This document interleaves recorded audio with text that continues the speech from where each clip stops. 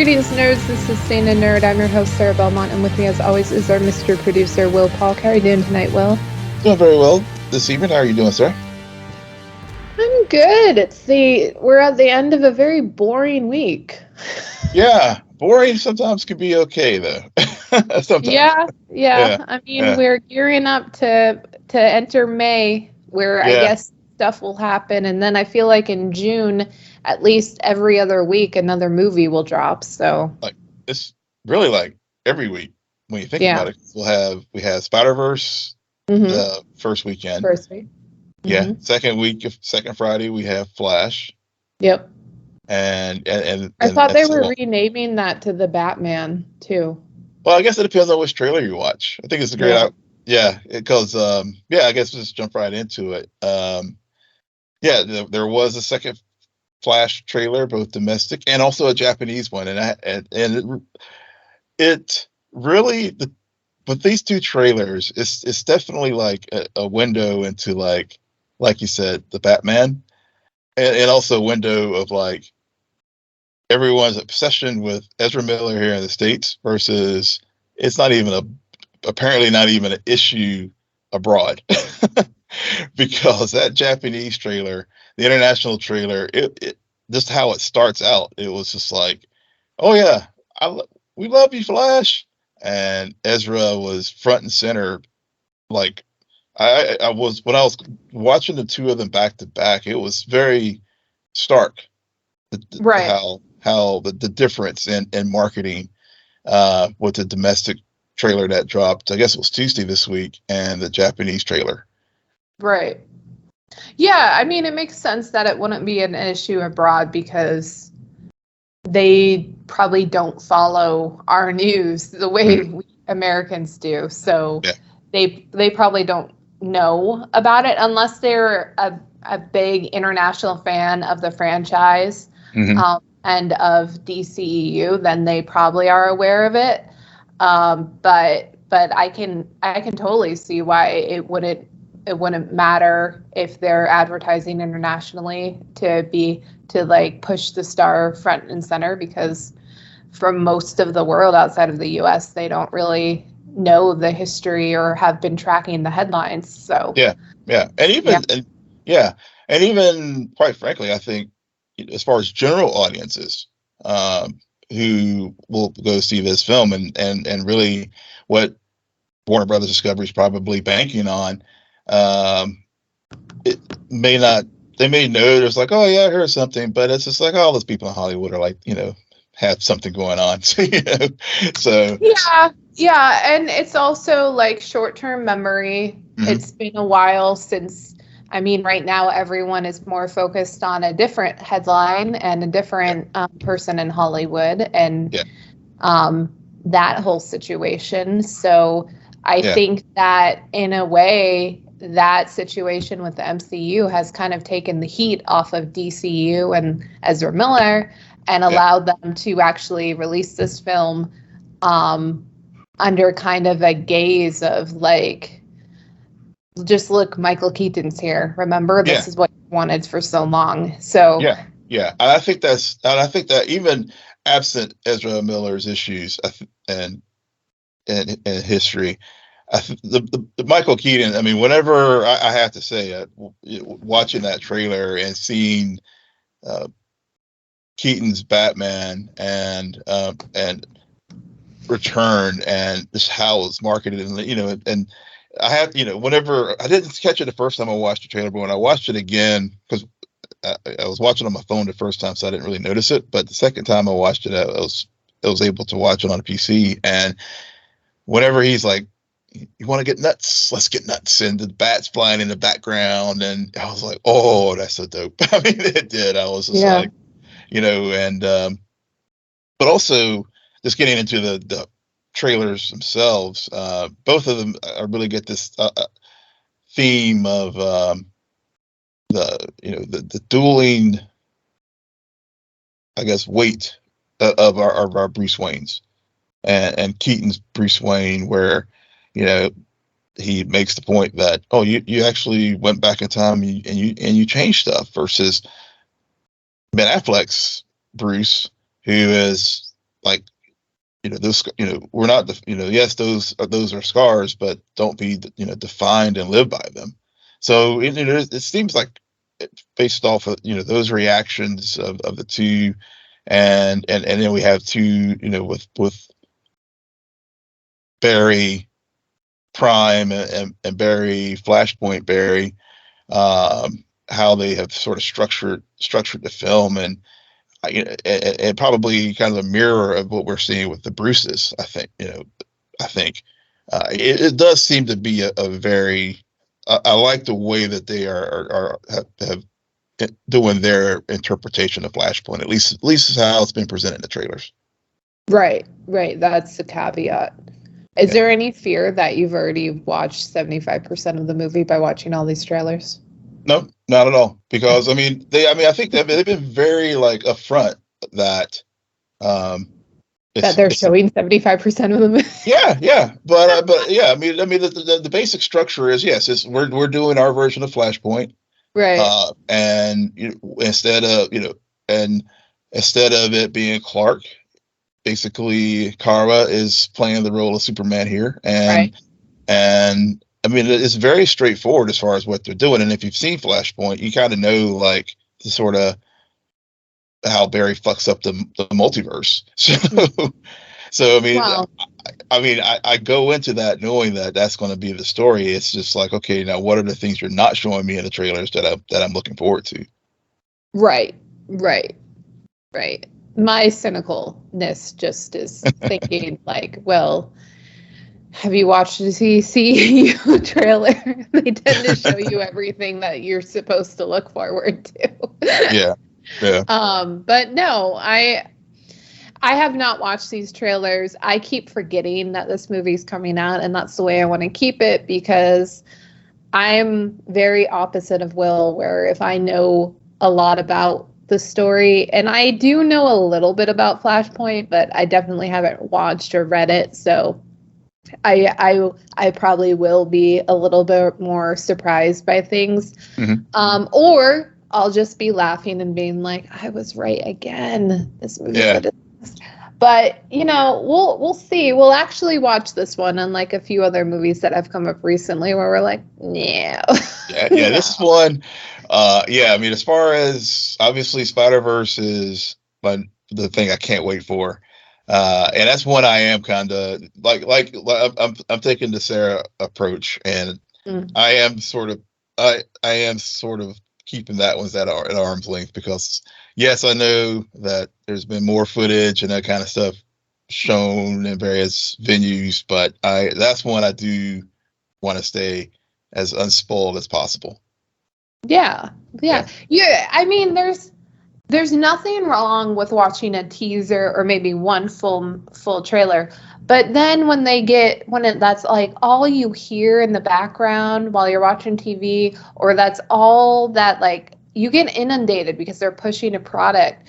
And then by that point, I'm just like, well, I know like 10 lines in the movie now, and then I'm just waiting for them to say it. And it's just, everyone go back and listen to my review of The Batman. And this is when my vendetta against trailers began, because that movie was totally ruined for me because of the freaking advertising scheme.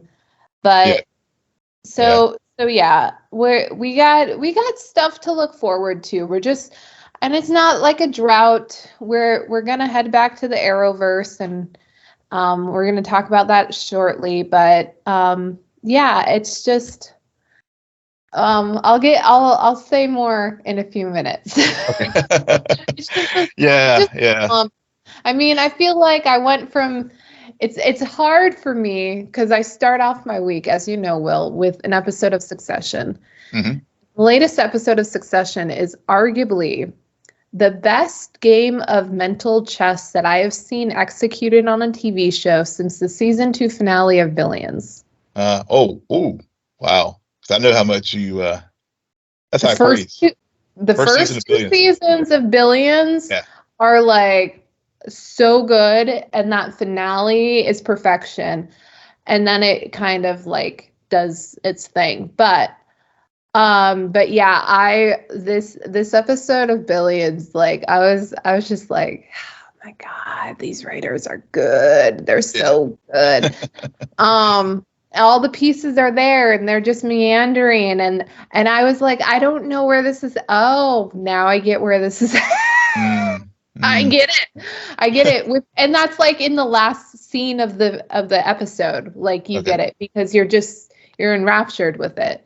How many more weeks of Succession's left?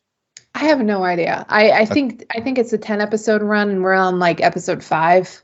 Okay. It feels like I go into the week thinking, is this going to be the last one? Like it feels like we've already done a marathon. So it's good that there's more episodes, more story left because that episode 3 really like took a curveball for viewers where you're just like, what's going on? But anyways, back to my point, like start my week off with HBO, like original content. It's really hard to go into some of these other shows. Yeah. And I'm sorry, it's like you suddenly have to sit at the kids' table and you're like, oh, I mean, and I love it. I grew up like we've been talking about The Flash since the beginning for like 7 years, 8 years. We've been talking about Arrow, and it was nice to all of a sudden see on Twitter, because my algorithm is all screwed up, has drastically changed within last year, but all of a sudden about I don't want to say 30% of this episode of The Flash was spoiled for me because of Twitter. That's why I stay on. Yeah. The scene where Oliver and Diggle say goodbye to one another, was on my timeline. Oh, that sucks. That sucks. It doesn't. I mean, go ahead.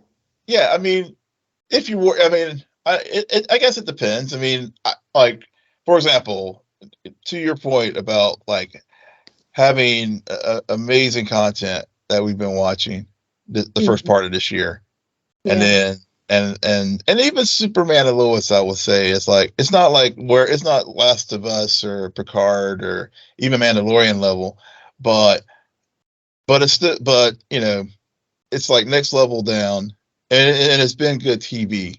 And then I haven't watched The Flash since I watched the whole Red Death. I guess what do you call them? Chapters or episodes? Whatever episodes? No, but Eric Wallace, the showrunner for The Flash, has these his little catchphrase that he like novel that what he does with his like arcs of stories, and then he does like these interludes. So I just know that when the interludes show up, I just check out. I mean, I was because they're basically worthless. And it's like, it's your final season and you're doing this shit, really? But I was like, okay, but I was like April 26th, excited, we've known about Stephen returning and coming to this episode this week, and it was, so my point in that, it sucks that you were spoiled. It's like, I would have been if I had seen that, like with Star Trek Picard, for example, like the ending that happened with that, then I would have been livid because, and that's on me because at this point, and I think as viewers, we just kind of know, like, if you don't want to be spoiled, just stay off the socials when shows drop these days. I mean, I'm not complaining about being spoiled just because I didn't go into it being like, oh my God, I don't want to be spoiled. Like, I'm going to be honest with you, Will, right now. I'm obsessed with this show. I watch it on YouTube with my subtitles on. It's called Going 17. It is my favorite. I know. Yeah. And I was telling you, like when they were doing the best series of Don't Lie, which is their version of Mafia game. Guys, I'm telling you, look up this show. It is so freaking entertaining. I was scared to death of being spoiled, and I had to dodge. And the other night, like, they dropped another episode, and now I'm dodging that. And also I forget, there was something else I was watching. I was dodging. Man, if anybody had spoiled The Glory for me, I would have killed someone. Yeah, I know. Yeah, there's like that. Yeah, I know there's some like on your and that was your Picard. Yeah. Like or when we were talking about episode 3 of Succession this year, I was just like, that should never be spoiled for anyone. You should not. You're not going to have the same experience. So, or even The Last of Us. The ending of The Last of Us, to have that spoiled for you, man. Yeah. Like I didn't, because I knew he was coming back. I think I randomly watched the trailer for his return. I think I checked out of being spoiled on Arrow like season 5. Okay, well that was when I really started picking up Arrow, and I think at that point we were potting at that point. So and we've totally gone on this weird tangent, and I have no idea. Yeah, well, let's get back to it. Well, I think it really gets to the gut of like why we stopped talking about the Flash. I was gonna say, we can definitely talk about the Flash because we have technically been doing that for the last 5 minutes. Yeah, but getting into the actual episode itself, I know we started because we segued to it and kind of got on to things about spoilers. But I mean, as far as the episode itself, I mean, it was. The first act was basically like captured why I dropped this show to begin with. Because it was meandering. I'm like, I'm not here for, Cecile and Allegra and Chester and all this other nonsense that they were doing.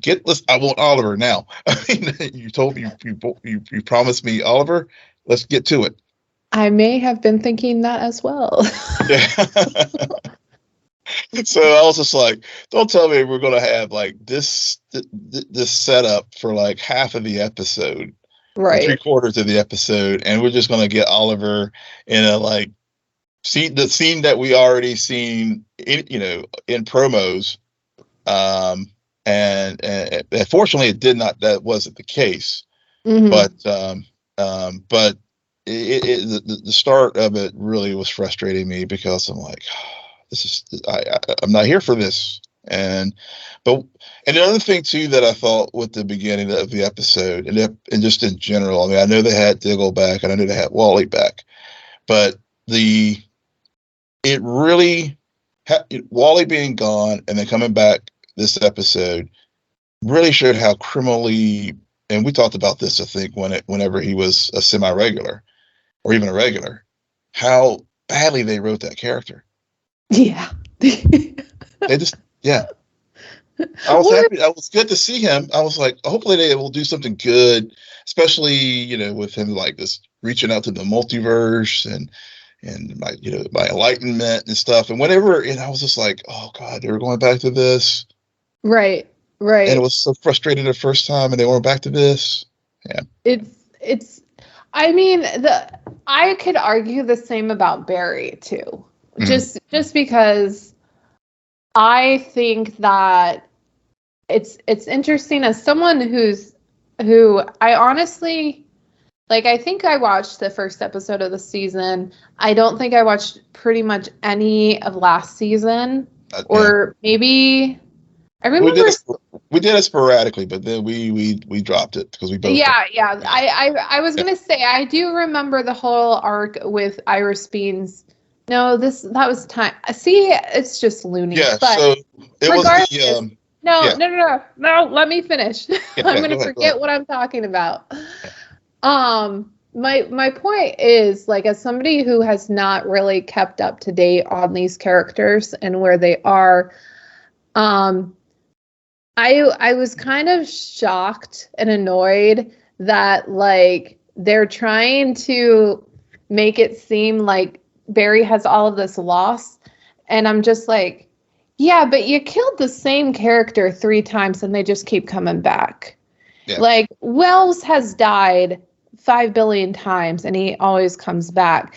Like, I just don't understand how you can really have this moment of loss and pain when you've depleted those stakes, not only over the course of this season, but over the course of the entire series. Yeah. And that's always been my issue with this show, is like, I don't really buy it. I don't buy into this being a hero's, and I don't think Barry's fate is going to lead him to death at the end of this series. No. He's got to give birth to, or his wife has to give birth to 2 of his offspring, and she's only got 1 in the belly right now. So. Right. So yeah. And I mean, I still do like keep up with some of the things going on with the show, and I do know that the finale, it's the Stargirl finale where things there's more story to be told, but as far as on TV, we're not gonna get it. Yeah. It's what we were talking about last week. It's the easy finale. It's that like we're gonna put the characters back on the shelf, and probably, I don't know, we might see them again, we might not. I mean, we clearly just saw Oliver again, and But I will say I did like the way that they honored Oliver's death, and not, because I know whenever we first heard about Stephen coming back to the show, we thought maybe it would be some time travel shenanigans, as far as like maybe they'll go back to an event pre-crisis and he was still alive then, or we had various theories, but they did. I thought it was they did keep basically he's still dead, even though he's now the Spectre, but it was No, I was just going to say, I had forgotten the circumstances of Oliver's death. So as soon as he's like, well, I'm the Spectre, and I'm like, oh, if I was paying more attention, I would have remembered that, but I had given up on that whole thing. Yeah. I was like, this doesn't make it. Like, it's a death, but it's a semi-death where like I'm just placed in this like dimension where I'm gonna watch all y'all, and then I'm gonna eventually meet up with Felicity, because I don't like that. Kill characters, okay, people. That's all I'm saying. Kill them all, because I need to go into something thinking anyone can go. And not some secondary character, but like I know. Really, like don't just kill Chester. Okay. But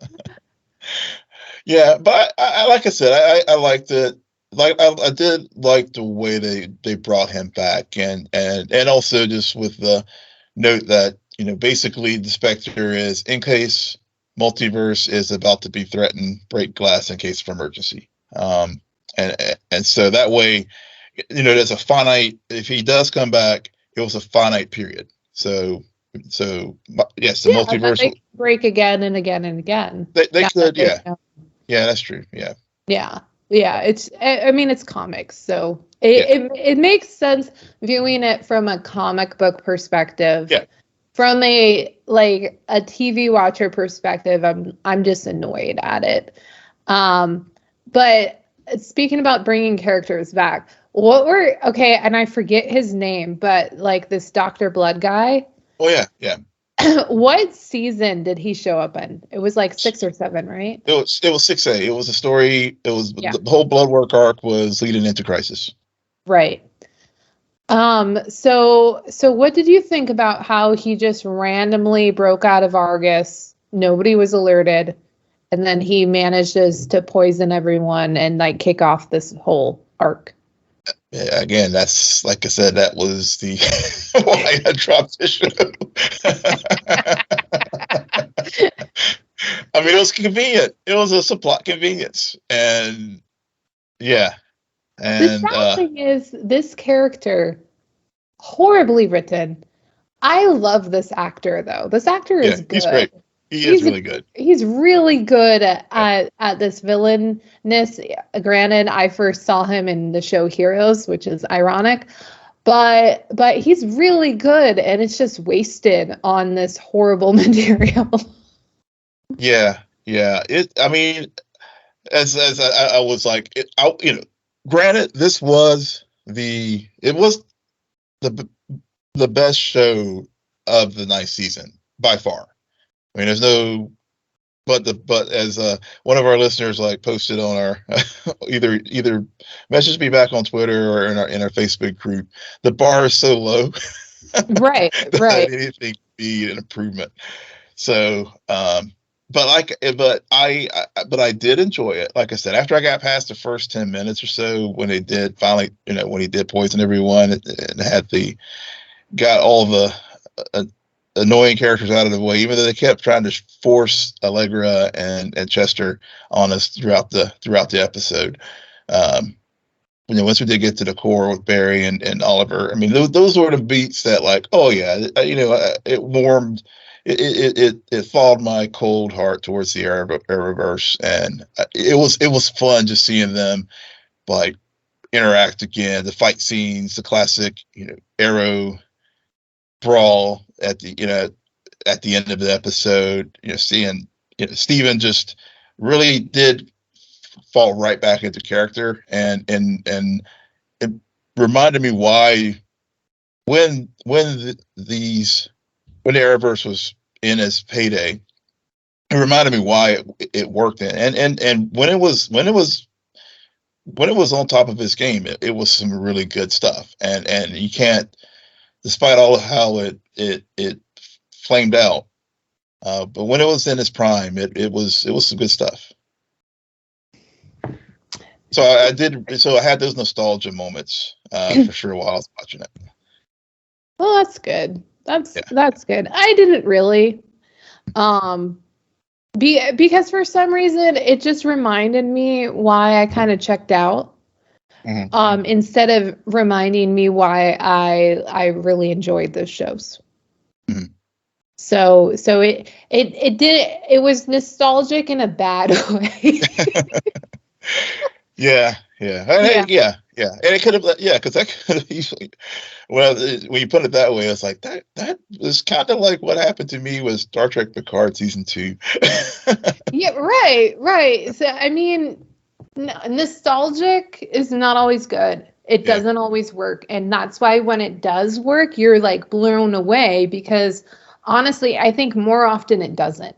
More often, it's like Luke Skywalker showing up in the middle of Mandalorian, and you're like, it was a good episode, even without you. Yeah.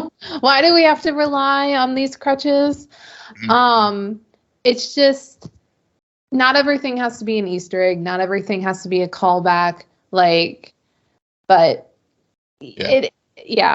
So, and I mean, I also will admit, I didn't really go into the episode that excited to watch it, because as much as I like Superman and Lois, the last 2 weeks or the last few episodes, it's not that they've been boring. It's just that, like, I haven't been surprised by any of the choices they've been making. Yeah. With the characters. I get it. Lois has cancer. I get it. It's interesting how in one episode, it's Lois who won't accept her illness. And then immediately in the next episode, it's Clark who can't accept it. It's like, oh, okay. And then, like, hey, here's a cancer patient who you're going to have, like, make a connection with, and she's going to be your guide. And then we're going to find out she's linked to Mannheim. And this is I'm so glad I didn't write this down, but I definitely didn't want to bring it up. You're telling me, Will, you're telling me Lois Lane, who they talk on and on and on about being the best investigative journalist on the planet, and has had this vendetta against Mannheim and knows all about him, did not like ever see a picture of his wife? Like, did not know his wife had cancer and clearly has had cancer for a long period of time? Are you telling me that? Like, Yeah. that left a bad taste in my mouth where I'm like, I see why you did it. I kind of figured it out the episode earlier.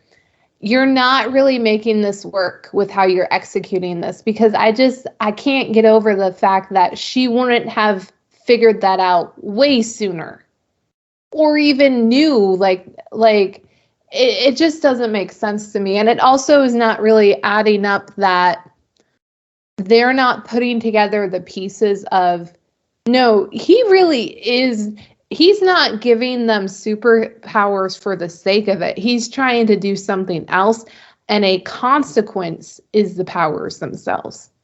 Mm-hmm. Which, just makes me think then, are we going to have another a Thor Love and Thunder thing on our hand where, like, Jane had the cancer and she used the hammer and the powers helped her, but ultimately were also preventing her from getting better? Right. Yeah, it could be that could be the case. Well, we could have a Thor Love and Thunder type of setup there. Mm-hmm. Yeah, I didn't. You're right. I mean, that element of like, well, I for me, the it's not, the plot armor isn't working, with them just Lois going into the hospital to begin with. It just seemed that's when they started to lose me with this story, because whenever we first started this season and the cancer plot and stuff, and and I was very open about how those things impact me, and I will say in this episode too, I will say that, like, with the with the support group and stuff, I mean, they're like they're good elements to the story, just from a humanizing the characters. They're doing so. I think that's that's the strong part about this series, is how, yeah, I mean, they're making it more three-dimensional characters instead of just being just typical archetype, and so you're right. The last episode we had Lois, like, not facing reality of her situation, and in this one we did have Clark, but it for me, I think the Clark angle this week actually worked pretty well for me, because and maybe it's because I just watched I stumbled across Superman the movie on Turner Classic Movies over the weekend, and because it's like the 100th anniversary of Warner Brothers, so they're showing all their films, and so I guess that was fresh in my head, because the line that Clark utters when he couldn't save his father, and then later when when he had a heart attack, was, I had all these powers, I couldn't save him. And so I think maybe having that fresh in my head, and then seeing the scene that on this episode this week, it reminded me, like, well, yeah, I mean, there are many things that Superman can do, but he can't cure cancer. Yeah. So I think those kind of things are working really, really well. But you're spot on as far as, like, Lois's and Clark's, quite frankly, but especially Lois's, not her deductive reasoning, not figuring out what's going on with Manhattan to begin with. It just, from what they've set up about her dynamic with Mannheim pre-show, it didn't add up to me of why she wouldn't have already known that. Yeah. Like, I mean, okay, they're not putting together, they're kind of blinded by their perspective of him going into this story. Sure, but she would have known he was married. She would know probably what that person looks like, and she would probably have heard about the diagnosis of cancer. So I do wonder if the writers have already found that kind of hole in their story, and maybe next week there'll be some kind of explanation for why they didn't put two and two together. I don't know, but well, yeah, and yeah, but no, and you're right. Like, it did work for Clark. I did find this week his whole issue more interesting, because I don't know. I got bored with the whole Lois being in denial. yeah, When it is more interesting to see how it's more interesting from Clark's perspective on this illness than it is from Lois. Yeah. So, and also now Jordan. Okay. Yeah, I'm going to let you go on, because then I'm going to rant about the kids' storyline.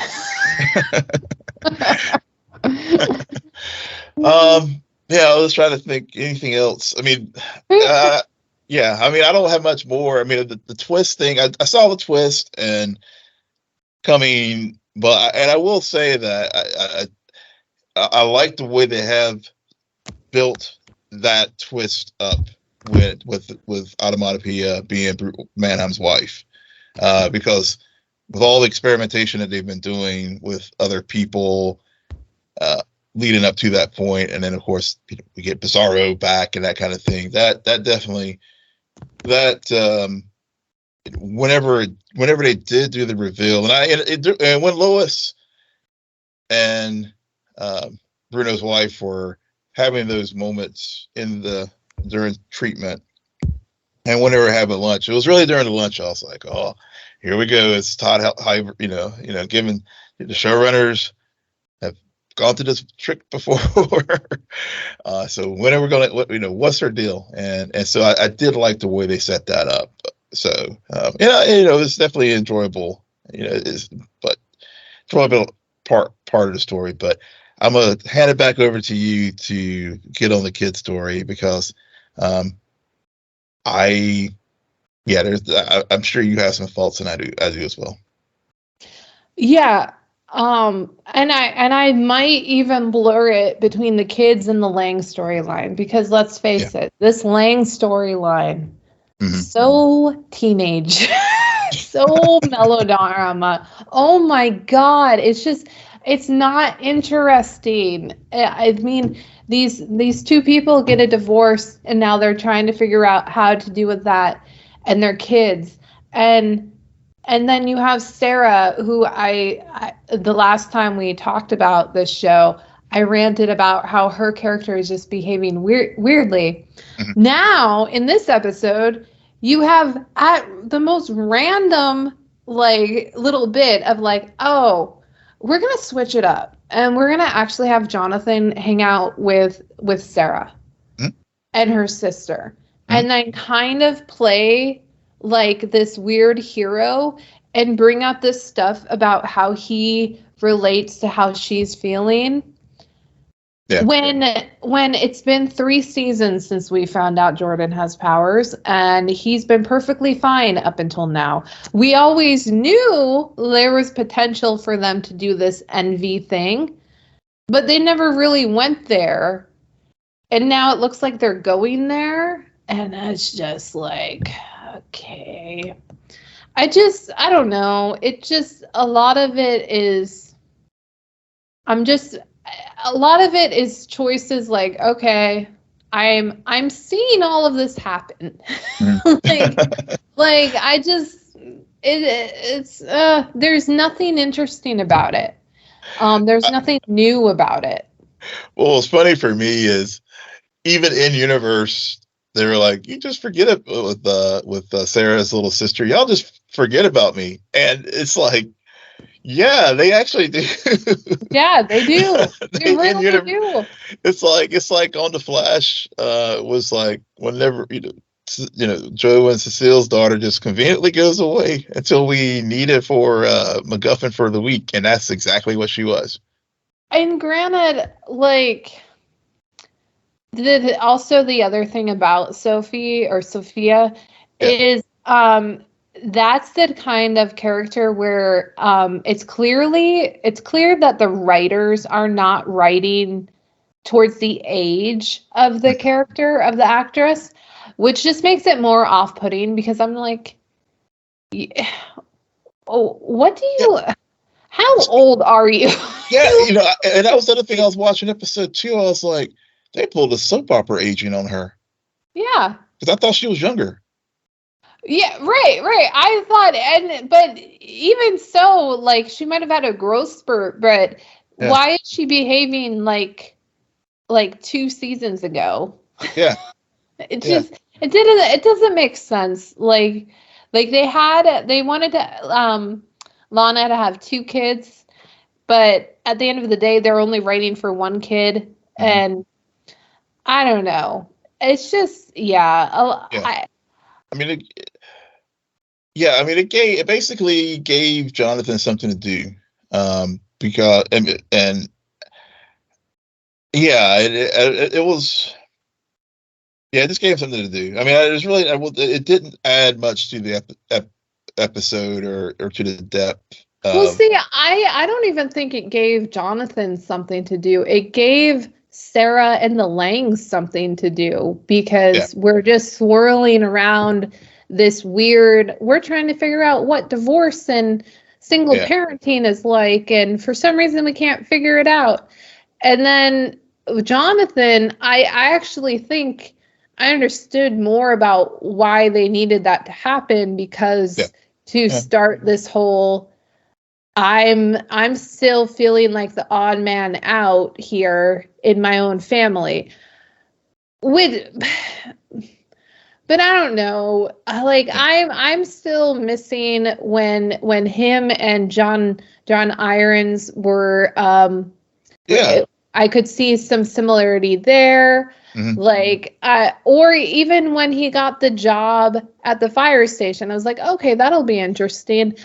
But now they're going back to this other thing, and that whole line at the end of it, like, what do you mean you were hanging out with Sarah? Like, I don't know. It just left a bad taste in my mouth. Yeah. You're right. I mean, I think the B and C stories this week with Kyle and what's her name? The Lois's partner at the paper.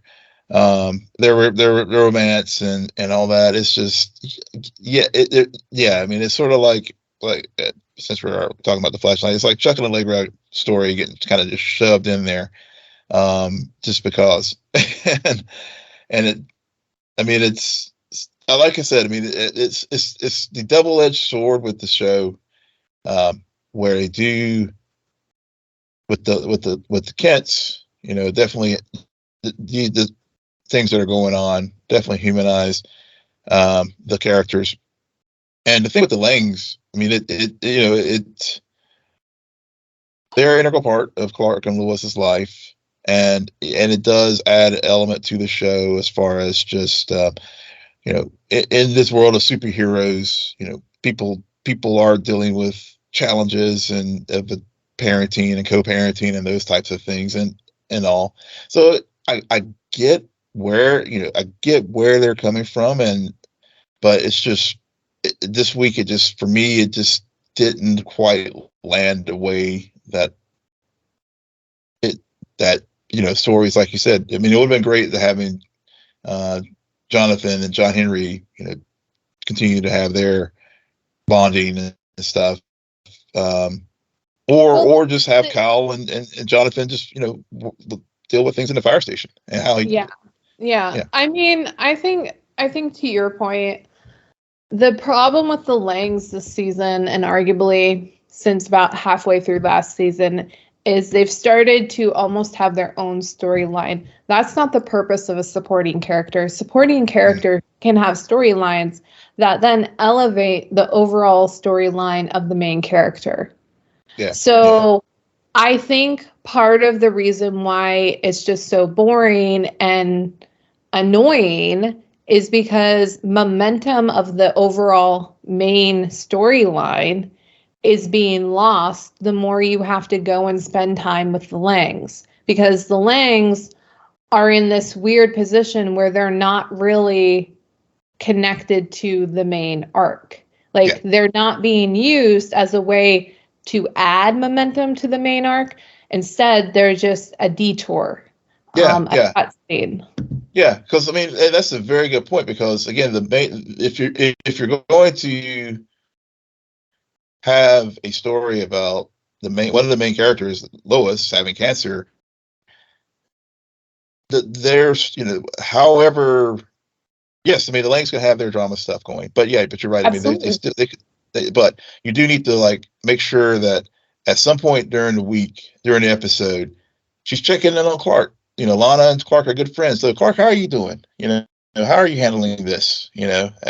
Or even a way to have the purpose of the support group, but yeah, I mean they started doing that at the beginning, when Lana was attacked by Onomatopoeia, like because of the previous governor. So there are these threads, but it just seems like they planted those seeds within the first few episodes of the season, and then the last few episodes they've kind of ignored those, and we've just gotten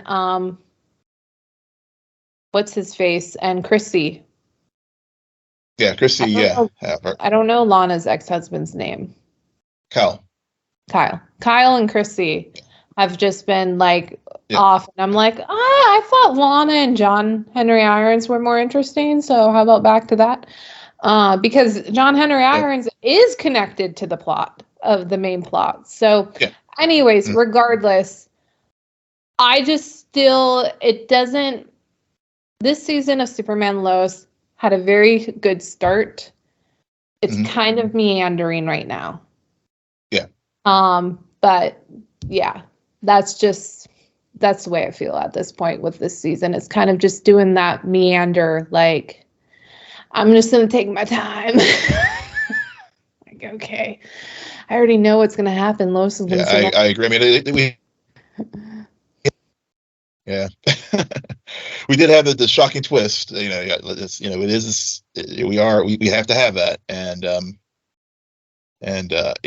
so hopefully we'll start getting some payoff on that, because Lex Luthor is supposed to appear in this season. So I can't remember what their episode count is. I don't know if it's 15 or 18, but Lex is going to need to be showing up here shortly. Yep. All right. Anything else we need to talk about? No. I mean, there's obviously the big, one quick thing on the writer's strike, just to follow up on a story we talked about last week. Deadline is coming up May 1st, and right before we got on, I did see a story on Deadline that it seems that the producers and television studios have offered their best and final to the Writers Guild. And they're planning on working through the weekend, because at midnight on May 1st, if they don't have a deal done, the Writers Guild will go on strike. So that's something definitely keeping an eye on. I know we really talked about potential impacts and stuff last week, but I just wanted to have that quick update on that. Awesome. Well, on that note, Will, why don't you tell our listeners where they can find you? Hello? At Will M. Polk on Twitter, WILLMPOLK. And you can find me at SJ Belmont, SJBELMOT. Please follow our crew on Twitter at SNN Nerd, friend us on Facebook, follow us on Instagram, and visit our website, www.snnnerdpodcast.com. But most importantly, rate, follow, and comment on Apple Podcasts, Spotify, YouTube, or wherever you get your podcasts. Good night, Geek Out. You're welcome.